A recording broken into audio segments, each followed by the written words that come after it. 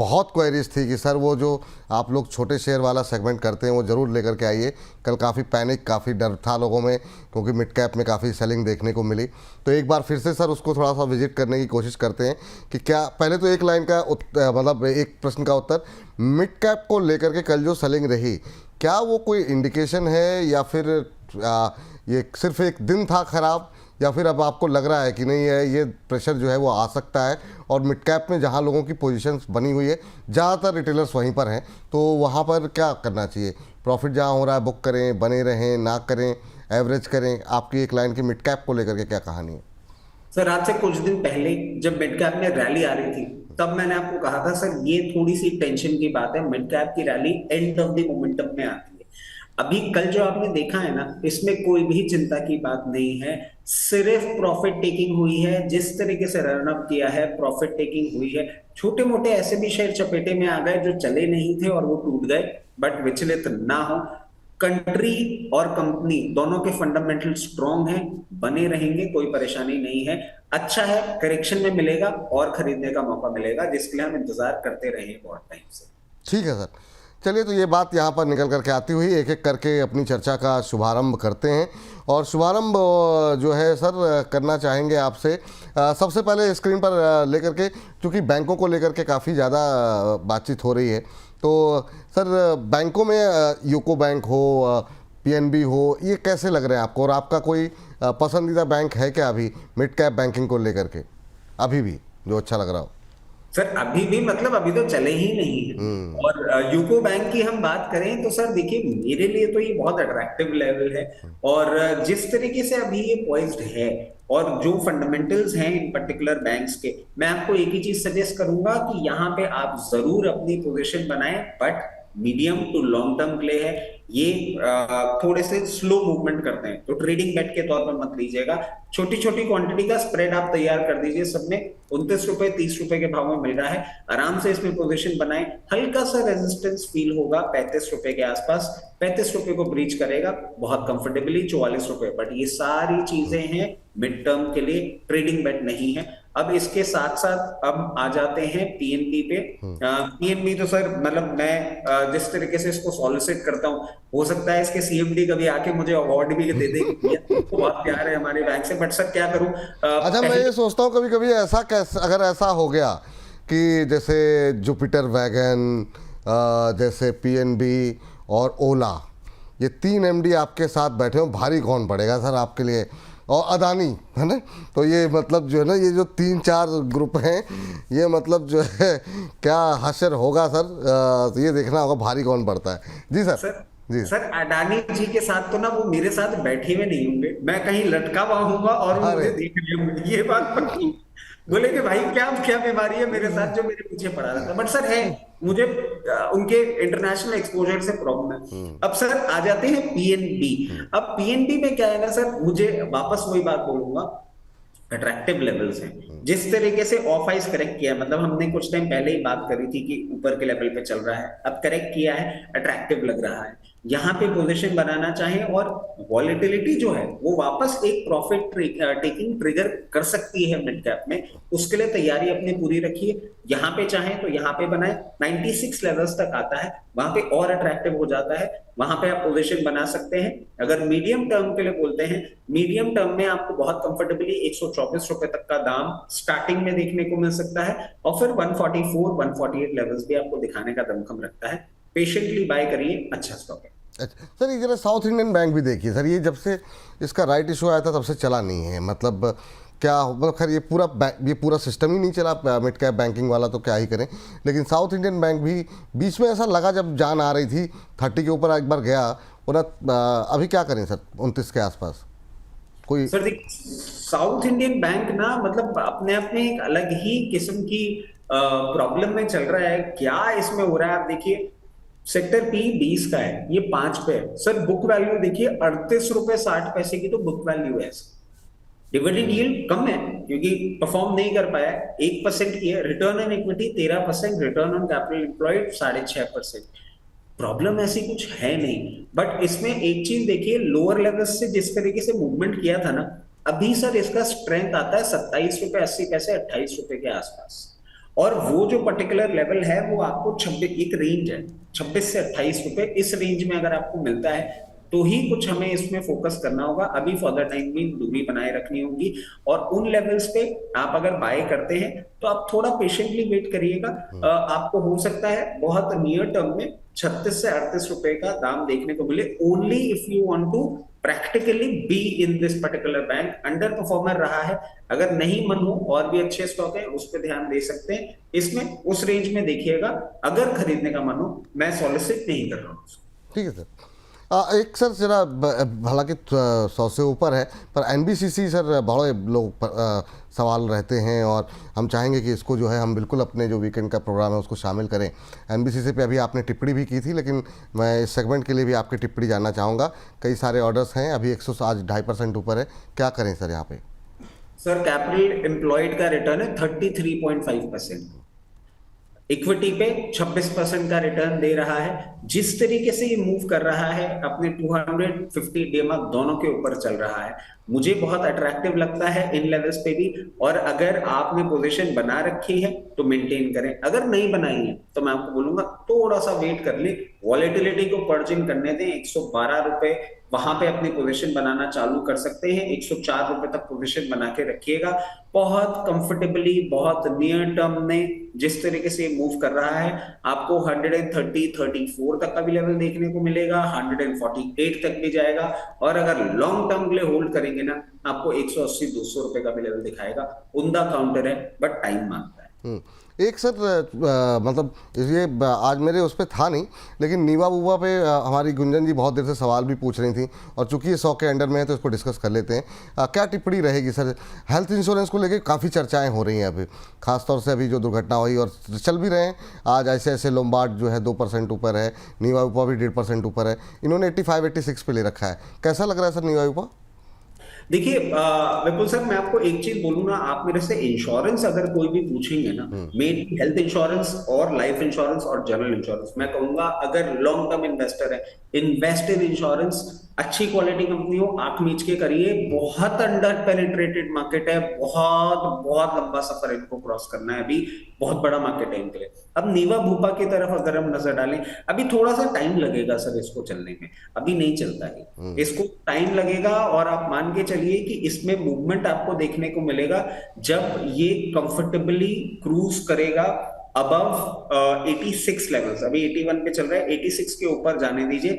86 के ऊपर जाके आपको बहुत कंफर्टेबली 92 रुपए का लेवल भी दिखा देगा, और उसके बाद 100 रुपए भी। मगर अगर आपने इसको लॉन्ग टर्म के लिए रख लिया, आप एक टाइम ऐसा देखेंगे कि आपको 180 से 200 रुपए तक का भी लेवल दिखाएगा।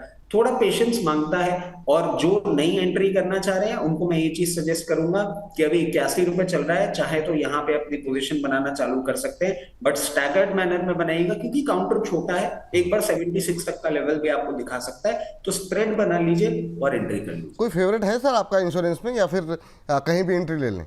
मतलब इन जनरल मेरा सवाल है ये। सर आप HDFC लाइफ, ICICI लॉम्बार्ड, इन सब में एंट्री कर सकते हैं अगर आप बोलेंगे तो लेवल्स, क्योंकि वो फिर लेवल निकालने में। ठीक है, कोई बात नहीं, लोगों को कम से कम HDFC, ICICI, ये अच्छे हैं, जनरल इंश्योरेंस अच्छा काउंटर है क्योंकि ये थीम सर अब आगे चल के बहुत मतलब ये भी है लॉन्ग टर्म के लिए बड़ी अच्छा, मतलब वो है पेनिट्रेशन बहुत कम है हिंदुस्तान में, धीरे धीरे बढ़ उस पर काम हो रहा है, बहुत सारी और भी कंपनियां आने वाली हैं, उनके लिए भी रास्ते तैयार हो रहे हैं। तो ये सेक्टर जो है अभी बहुत ज़्यादा आगे बढ़ने वाला। बिल्कुल सही कहा सर आपने। सर थोड़ा सा भी कोई भी फाइनेंशियली लिटरेट आदमी, मतलब I am not an insurance agent, मैं बेचता नहीं हूँ, बट मैं पिच सबको करता हूँ। मतलब मेरे को जो मिल जाता है और इंश्योरेंस की बात हो जाती है ना, तो उसको ऐसा लगने लग जाता है कि मैं एजेंट हूँ। मैं एजेंट नहीं हूँ सर, मैं वैल्यू समझता हूँ। नहीं, बिल्कुल सही बात है, इस पर बिल्कुल ध्यान देना चाहिए। चलिए आगे बढ़ते हैं सर, जरा अब थोड़ा सा पावर की बात कर लेते हैं ना। पावर में बहुत सारे जो अपने फेवरेट स्टॉक्स हैं, इस पर हम लोग अक्सर बात करते रहते हैं। NHPC से शुरू करते हैं सर, नहीं चलने को राजी है, क्या कर सकते हैं? क्या करें सर? बहुत लोग अब पूछ रहे हैं सर कब तक पे धैर्य बनाए रखें, लेकिन ये मुझे लगता है कहीं ऐसा ना हो कि जिस दिन धैर्य टूटा उसी दिन से चलना चालू कर दे। क्या करें सर NHPC पे अभी? सर ढीठ बच्चा जो होता था ना, उसके साथ ढीठ वाला ही व्यवहार करना होता था। इसको छोड़ दीजिए, इसको देखिए ही मत। और अगर आपको फ्रेश पोजीशन बनानी है ना, तो मैं आपको बोलूंगा 78 रुपए के आसपास आएगा, पोजीशन बना लीजिएगा, मगर फिर छोड़ दीजिएगा। देखना ही नहीं है, जितना देखेंगे ना उतना भाव खाएगा। इसको भाव देने की जरूरत ही नहीं है। 90 रुपए ब्रीच करने दीजिए, 90 रुपए ब्रीच करेगा, उसके बाद कंफर्टेबली आपको 105 रुपए का भाव और 116 रुपए तक का भाव दिखा सकता है। बट ये 90 रुपए ब्रीच करते ही आपको देखने को मिल जाएंगे बहुत नियर टर्म में। अगर आप थोड़ी लंबी अवधि के लिए इसको होल्ड करेंगे तो फिर बहुत कंफर्टेबली आपको ये 150 से 160 तक का भी लेवल दिखाएगा। बदतमीजी कर रहा है, करने दीजिए, ढीठ बच्चा है ना, तो रहने दीजिए, कोई फर्क नहीं पड़ता। कोई फर्क नहीं पड़ता, पड़े हुए पड़े रहने दीजिए, देखते हैं धैर्य चेक हो रहा है, होने दीजिए, कोई समस्या की बात नहीं। अगली कंपनी सर सुजलॉन, एक बार लगा कि 52 वीक हाई टेस्ट करेगा, फिर वापस आ गया 64 पे, क्या किया जाए? कोई बात नहीं, अभी क्या करें 64-65 के आसपास, और जिनके पास ऊपर के लेवल पे हैं 75, 80, 84, उनको क्या एवरेज करना चाहिए क्या इन लेवल्स के आसपास? सर बहुत दिनों बाद कोई बच्चा अगर घर से बाहर निकलता है ना, तो उसको थोड़ा इधर उधर घूमने का, डेस्टिनेशन से पहुंचने के पहले ना इधर उधर घूमने का, जिसे हम थोड़ी देसी भाषा में आवारागर्दी बोलते हैं, वो करने का मन करने लग जाता है। बिल्कुल वही हाल हो रहा है इसका। बहुत टाइम बाद ब्रेकआउट दिया है, करने दीजिए। अगर लोअर लेवल्स पे आता है 61 रुपए के आसपास, और खरीद लीजिएगा। क्योंकि आपने हायर लेवल्स पे ले रखा है तो 61 रुपए के आसपास आए, एवरेज करिएगा। एवरेज करके मेंटेन करिए। 72 रुपए पे थोड़ा सा नाटक करता हुआ दिखा सकता है कि ये ब्रीच नहीं करेगा, बट बिल्कुल ब्रीच करेगा। और 72 रुपए को इस बार ब्रीच करेगा तो सर मैं आपको एक और चीज बोल देता हूँ, हल्का सा रेजिस्टेंस 86 पे देगा और फिर 98 लेवल्स तक जाएगा। But this will require time, patience और टाइम है तो बने रहे, कोई परेशानी की बात नहीं। चलिए, तो ये बात यहाँ पर सुजलॉन को लेकर के निकल के आ रही है। अभी आपने जिक्र किया था SJVN को लेकर के, आपसे बात हो रही थी। अब चूंकि ये 100 के नीचे आ गया है तो हमारी कैटेगरी में फिट बैठता है, क्या करें सर? मतलब क्या स्ट्रेटजी होनी चाहिए? क्या यहाँ पर भी कोई बाइंग अपॉर्चुनिटी है क्या? और जो लोग लेकर के बैठे हुए हैं उनके लिए कोई सलाह?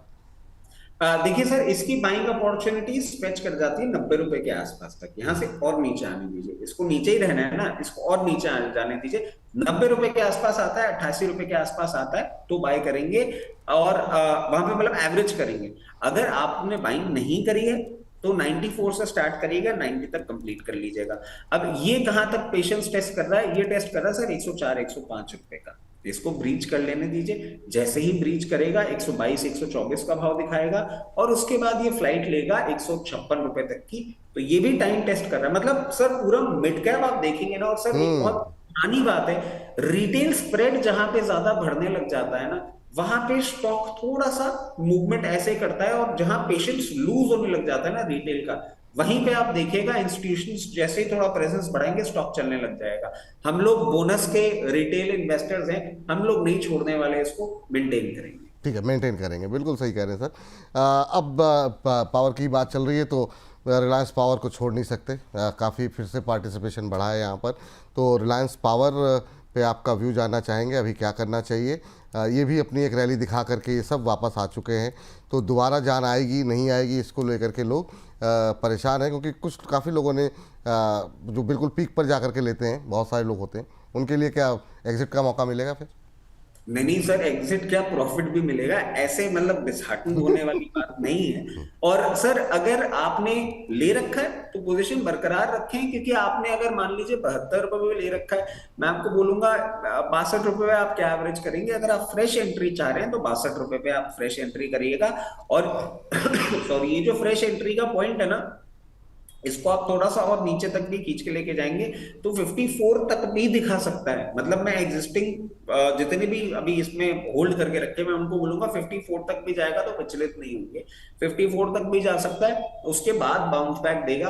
और अब जो बाउंस बैक देगा ना, जिस तरीके से इसके चार्टिकल पैटर्न्स बन रहे हैं, आपको बहुत कंफर्टेबली 84 तक के लेवल्स दिखाएगा। अपनी पोजीशन बनाए रखें, कोई परेशानी नहीं है। ये बात रिलायंस पावर पे निकल करके आती हुई।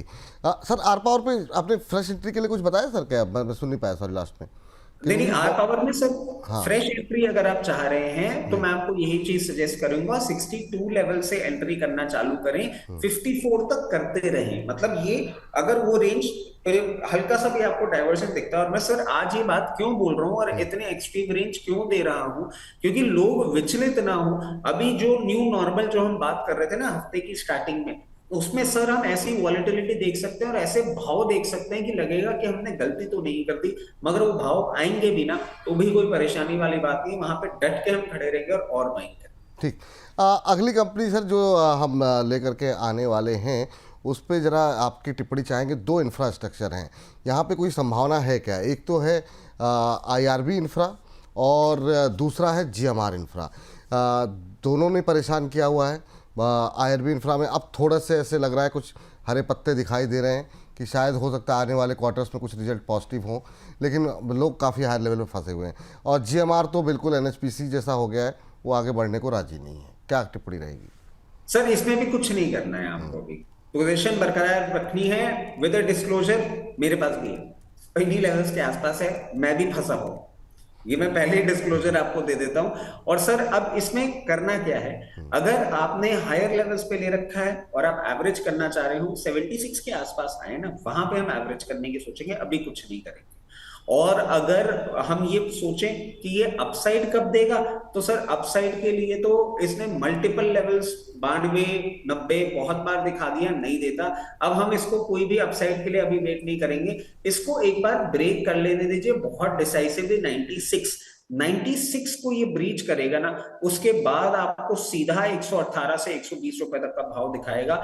चाहें तो वहां पे एग्जिट ले लीजिएगा, और नहीं चाहें और इसमें रहना चाहेंगे तो 146 जब भी दिखाएगा तब देखेंगे कि क्या करना होगा, उससे पहले कुछ नहीं करना है। IRB इंफ्रा सर देखिए, इसमें प्रॉब्लम एक है कि ये नहीं ही चल रहा है, इसको अभी बहुत टाइम लगने वाला है। मतलब ये मुझे GMR से ज्यादा प्रॉब्लम में आता हुआ दिखता है। 54, 56 लेवल मेरे को नहीं लगता है नियर टर्म में ब्रीच करेगा।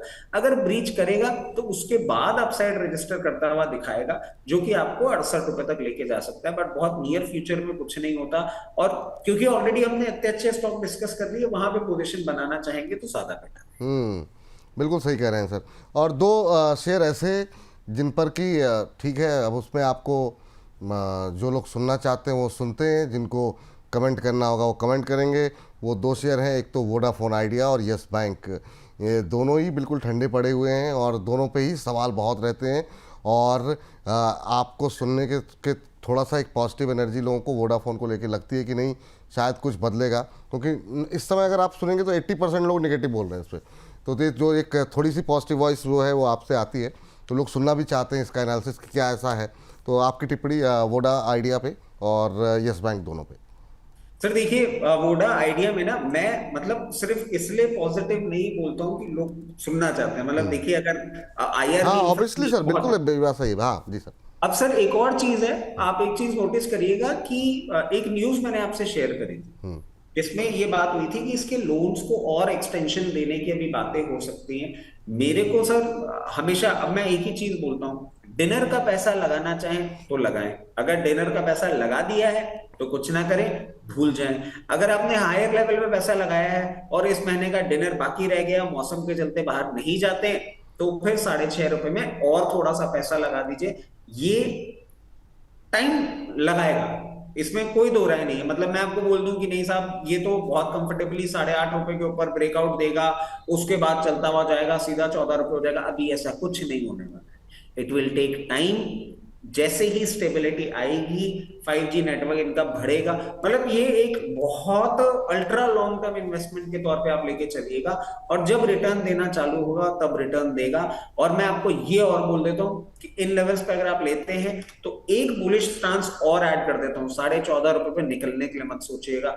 अब अगर ये 14.5 रुपए जाता है ना, तो फिर आप सोच भी नहीं सकते हैं क्या भाव देने वाला बन जाएगा। तो पेशेंटली इन्वेस्ट कर दिए और संदूक में रख दीजिए, दादी जी का पिटारा जब खुलेगा तो बहुत अच्छा पैसा देके जाएगा, अगर देके जाएगा तो। वरना पिटारे की चाबी खो गई तो खो गई, तो पैसा उसी हिसाब से लगा के रखना है।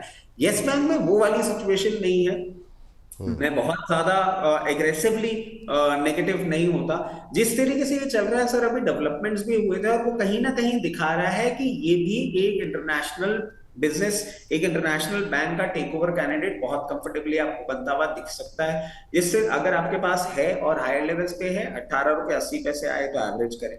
अगर नहीं है और आप इसमें बाइंग करने की सोच रहे हैं, मैं आपको कहूंगा यहां से आप बाइंग अपनी चालू कर सकते हैं। चाहे 18.5 आए तो और ऐड कर लीजिएगा। और अभी इसको थोड़ा सा टाइम जरूर लगेगा, थोड़ा सा इसको टाइम दे दीजिए। 26 रुपए के ऊपर ये जैसे ही क्लोजिंग करेगा उसके बाद आपको 32 रुपए तक का लेवल दिखाएगा। चाहे तो वहां निकले, नहीं चाहे तो मेंटेन करिएगा। बहुत जगह ये बातें भी आती हैं कि इक्विटी फ्लोट इतना बड़ा है, तो साहब देखिए इक्विटी फ्लोट बड़ा है, टाइम देंगे ना तो ये रिटर्न देगा। ठीक सर।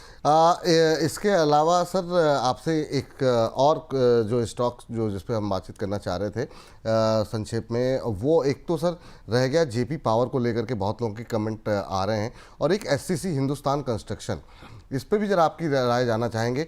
यहाँ पर भी आज हम देख रहे हैं रिकवरी है, 3% के आसपास की तेज़ी, 30-31 रुपये का शेयर है। ऑर्डर्स जो है सरकारी काफ़ी मिलते रहते हैं, अभी क्या संभावनाएं हैं यहाँ को लेकर? सर पहले ना मैं हिंदुस्तान कंस्ट्रक्शन कंपनी पे बड़ा कमेंट करना बिल्कुल। चाहूंगा, और ये क्यों करना चाहूंगा सर, आदत है, मतलब मेरे को ना, मैं देखता रहता हूँ वीडियो। सर कुछ टाइम पहले हमने जो वीडियो इस पे एक शूट किया था, और उसी टाइम पे सर ये ट्रेड कर रहा था एट 36 लेवल्स, 35 लेवल्स। मैं आपको वीडियो खोल के देखेंगे ना, उसमें इसकी कमेंट्री है। तब मैंने कहा था कि अभी हम यहाँ से पोजीशन अपनी पूरी खत्म कर देंगे, और फिर 28 रुपए 29 रुपए जाएगा तब पोजीशन बनाएंगे। Sir rest is history. आप वीडियो देखेंगे आपको एग्जैक्ट सेम कमेंट्री मिलेगी, मेरी कमेंट्री वही रहेगी। अगर 28 रुपए के आसपास आता है, 29 रुपए के आसपास आता है तो पोजीशन बनाएंगे, क्योंकि वहां तक कंफर्टेबली आता हुआ दिखता है, और वो बनाएंगे। अगर बहुत नियर टर्म टारगेट होगा तो वापस 36 रुपए में निकल जाइएगा। अगर नियर टर्म टारगेट नहीं और मिड टर्म के लिए होल्ड करके रखेंगे तो 52 रुपए के आसपास आएगा, फिर चाहे तो रिविजिट कर लीजिएगा। अब जेपी पावर की आप बात करते हैं ना सर, ये मतलब आपको तो पक्का पता होगा, आपके लिए तो एक तरीके से ये लोकल वो बन के रह गया है, सारा का सारा डेवलपमेंट आपने वहां देखा है। सर एक चीज मैं आपको बताता हूँ, बहुत इंटरेस्टिंग लगेगी आपको। ऐसी भी ये कंपनी है जिसकी बुक वैल्यू है 17 रुपए 90 पैसे, 17 रुपए 40 पैसे पे ये ट्रेड कर रहा है, डिविडेंड नहीं दे रहा है, वो एक अपनी अलग प्रॉब्लम्स हैं, वो ग्रेजुअली ठीक होंगी। कैपिटल एम्प्लॉयड पे भी रिटर्न सर 10% का है। जिस तरीके से अभी ये मेंटेन कर रहा है आपको 16 रुपए के ऊपर, ये एक ठीक कंडीशन में लगता है। मैं बहुत ज्यादा सॉलिसिट नहीं करूंगा, बट जिनके पास है सिर्फ उन्हीं के लिए मैं ये बोल रहा हूं। आप इसमें अभी पोजीशन अपनी बरकरार रखें। बहुत ही नियर टर्म में आपको ये 22 रुपए तक का भाव दिखा सकता है, और 22 रुपए के ऊपर इस बार अगर ब्रेकआउट देता है तो 24 रुपए पे नहीं रुकेगा, एक बार 28 रुपए के भाव पे जाता हुआ दिखेगा। अगर फ्रेश एंट्री की आप मेरे से बात करेंगे तो मैं आपको बोलूंगा कि we have better alternatives, why to get into this stock. ठीक। बट जिनके पास है बने रहें, चिंता नहीं। अच्छा सर, ये चीज़ बताइए कि ये जो एक रह गया रतन इंडिया एंटरप्राइजेज, रतन इंडिया पावर, ये इनमें कुछ कोई हलचल है क्या? अब जैसे ये रतन इंडिया पावर है, 10% की रैली दिखाएगा, फिर नीचे भी उतनी तेज़ी से मारता है, तो ये जो लोग सवाल पूछते हैं उन्हें क्या कहें? जैसे पावर और इंटरप्राइजेज में से बेहतर कौन सा लग रहा है आपको इनमें? क्योंकि ये दो कंपनियां हैं, आज जैसे रतन इंडिया पावर देखिए 13-14% ऊपर है। नहीं तो आप क्या पूछ रहे हैं सर, पावर सेक्टर में कौन सा नहीं अच्छा नहीं, है? मैं कह रहा हूँ कि इन दोनों में चूंकि सवाल काफ़ी आ रहे हैं, और ये बीते एक महीने में इन दोनों में कोई बेटर लग रहा है, या ये पूरा जो ग्रुप है इसको अवॉइड करना चाहिए? आपकी राय, जैसे आप 4-4.5% रतन इंडिया एंटरप्राइज है, मतलब मूव काफ़ी शार्प रहता है, तो जब इस तरह के मूवमेंट वाले शेयरों में लोग काफ़ी तेज़ी से फंसते हैं या खरीदते हैं, तो ये खरीदने वाला है सेक्टर ग्रुप की नहीं है, ये मैं जानना चाह रहा हूँ। सर मेरा ना थोड़ा सा, मतलब ये पहले इंडिया बुल पावर था, फिर ये टेक ओवर होकर और चला गया, प्रमोटर प्लेज भी इसमें बहुत ज्यादा मेंटेन हो रहा है। और जैसे रतन पावर को आप देखेंगे तो मतलब basically what I am trying to say कि ये मूवमेंट कर रहे हैं। ये अगर आप मेरे से टेक्निकली पूछेंगे ना, तो मैं आपको एक सिंपल सी चीज बता दूंगा कि रतन इंडिया पावर जब तक 13 रुपए 10 पैसे के ऊपर मेंटेन कर रहा है, तब तक आप इसमें अपनी पोजीशन बरकरार रखें, 16.5 रुपए का भाव दिखा देगा। This is a general commentary that I can put. But if you ask me personally, मैं एक सिंपल चीज बोलूंगा, ऐसे स्टॉक्स और ऐसे ग्रुप्स से थोड़ी दूरी बनाए रखेंगे ना तो बेटर रहेगा। मैं ये नहीं कह रहा हूं ये कंप्लीटली ट्रेडेबल नहीं है, बट जो हमारे पैरामीटर्स होते हैं ना, जिन पैरामीटर्स में, क्योंकि मैं पेडिग्री की हमेशा बात करता हूँ, मुझे ये पेडिग्री के टर्म्स पे ना एक्साइट नहीं करता, थोड़ा दूरी बना के रखेंगे ज्यादा अच्छा रहेगा। चल सकता है, मैं बिल्कुल इस पे चैलेंज नहीं कर रहा हूं, किसी को चैलेंज नहीं करूंगा, चल सकता है। अगर आप मेरे से एंटरप्राइजेस की बात करेंगे ना तो ये 72 रुपए तक का मूवमेंट दिखा सकता है। बट क्या ऐसे मार्केट कंडीशन में मैं ऐसे चैलेंजिंग स्टॉक्स पे एंटर करूंगा? मेरा टेम्परामेंट नहीं है, इसलिए मैं आपको बोलूंगा कि इन दोनों से मैं दूर हूं। और अगर आप medium to long term investor है, थोड़ी सी दूरी बनाए रखेंगे, बेटर स्टॉक से इन्वेस्ट करिए, कहीं और क्यों करना है। सर अब मतलब शेयरों की संख्या तो बढ़ ही रही है, लोगों के सवाल भी और ज़्यादा आ रहे हैं, लेकिन मुझे लगता है यहाँ पर रुकना चाहिए थोड़ा सा। आपके 100 रुपये से सस्ते शेयर होंगे कौन सर? आपके कोई पसंदीदा शेयर है? अगर इनमें से जो हमने बातचीत की, करीब 17 शेयर हो गए, 18 शेयर जिस पे हमने बातचीत की है, इनमें या फिर इससे अलग भी जो हमने बातचीत की, अगर उससे अलग जो हमसे मिस हो गया हो, जो आपको अच्छे लग रहे हो कि नहीं यार ये छूट गया और ये लेकिन मेरा फेवरेट है। नहीं सर, मोटा मोटी देखिए हमने पूरा कवरेज किया है। और जिसके लिए मैंने बातें करी है भी, आर पावर हो गया, सुजलॉन हो गया, आपका पीएनबी हो गया, ये सारे काउंटर अच्छे हैं, काउंटरों में खराबी कहीं नहीं है, और कंपनी भी अब धीरे धीरे इंप्रूव करने की कोशिश कर रही है। जस्ट दैट 100 रुपए से नीचे वाले स्टॉक्स में ना अभी परेशानी है कि जो अच्छी पेडिग्री और स्प्रेड लेके बैठे हुए हैं ना, वो चल नहीं रहे। थोड़ा सा पेशेंस बरकरार रखें। ये सारे काउंटर्स अच्छे हैं जो कि हमने अभी आपको सजेस्ट करे हैं, उनमें आप अपने लेवल्स को देख के और पोजीशन बना सकते हैं। एक चीज सर, मतलब ये चाहे तो आप सेगमेंट एंड कर लें, वो सीडीएसएल वाला सवाल ना मेरा नहीं नहीं, एंड नहीं करेंगे, इसी पे लगे सर। मेरे मन में था ये, मतलब आपकी मेरी क्या मैचिंग है, मतलब दिमाग की। मैं यही बोल रहा था कि ये जैसे अभी होगा तो डिस्क्लोजर से पहले ये 2 सवाल ले लेते हैं, क्योंकि वो मैम उन्होंने पूछा था, तो सीडीएसएल और एक्साइड 2 पे उनका प्रश्न था, वो भी इसी सेगमेंट का हिस्सा रख लेते हैं। और इसमें एक और सिल्वर शेयर, एक और सवाल भी जोड़ देते हैं। मिंटू शील जी हैं, ये काफ़ी हमारे रेगुलर दर्शक हैं, कह रहे हैं नमस्ते फेवरेट विपुल दा एंड पॉपुलर रजत सर, मेरे पास 2 लाख रुपए कैश पर हूँ, 5-6 शेयर कोई बोलिए जिसमें एंट्री कर सकूँ। 1 साल का व्यू है मेरा, एनएचपीसी, जियो फाइनेंस, आईआरबी इंफ्रा के शेयर मेरे पास ऑलरेडी हैं। तो ये इन्होंने ले रखे हैं, तो क्या इन्हीं में से कुछ सजेस्ट करना चाहेंगे? और दूसरा सर, क्या भविष्य आपको सीडीएसएल और एक्साइड का लग रहा है? सर देखिए, सीडीएसएल लोअर लेवल्स पे 1200-1240 रुपए के लेवल पे हमने आपके चैनल के माध्यम से ही रिकमेंड किया था।